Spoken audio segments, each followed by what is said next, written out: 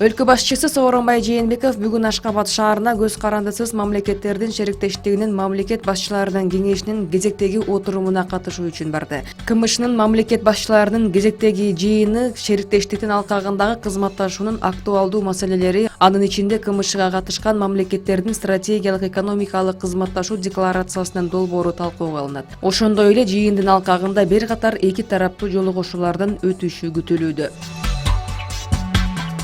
Air Manas авиакомпаниясы техникалык себептерден улам бүгүнкүгө белгиленген 6 каттамынын баарын токтотту. Бул туурасында Манас аэропорту билдирди.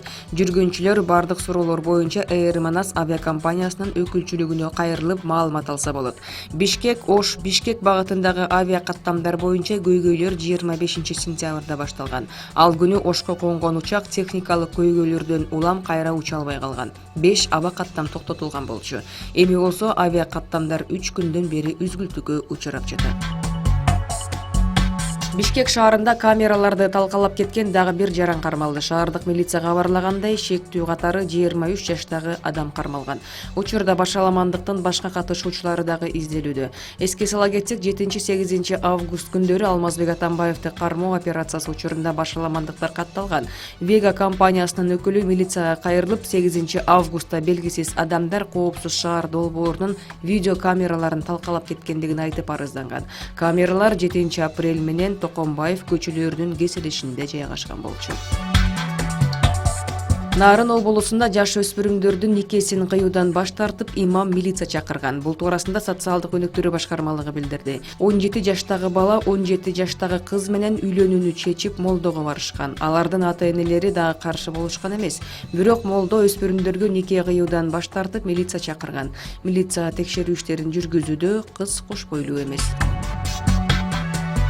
Футбол боюнча Кыргызстандын курама командасы 2022 жылы боло турган дүйнө биринчилигине жана Азия кубогуна тандоо турунун алкагында Мьянманын командасы менен оюн өткөрдү. Оюн 7-0 эсебинде кыргызстандык футболчулардын пайдасына жыйынтыкталды. Беттештин биринчи бөлүгүндө акшумкарлар 5 гол киргизүүгө жетишкен. Экинчи бөлүктө дагы 2 гол киргизишкен. Оюнда Эдгар Бернхард 3 гол жаратты. Дагы ошондой эле Алимардон Шукуров 2 гол, Гүлжүгүт Алыкулов, Валерий Кичин каршылаштарынын дарбазасын бош калтырган жок. Кыргызстандын курамасы F тайпасына туш болгон. Ал тайпада Тажикстан, Монголия, Мьянма, Япониянын курама командалары бар. Эскерте кетсек, мурунку оюнда Кыргызстандын курама командасы Тажикстанга 1-0 эсебинде жеңилип калган. Оюн Тажикстандын Борбор калаасы Душанбедеги Борбордук стадиондо өткөн.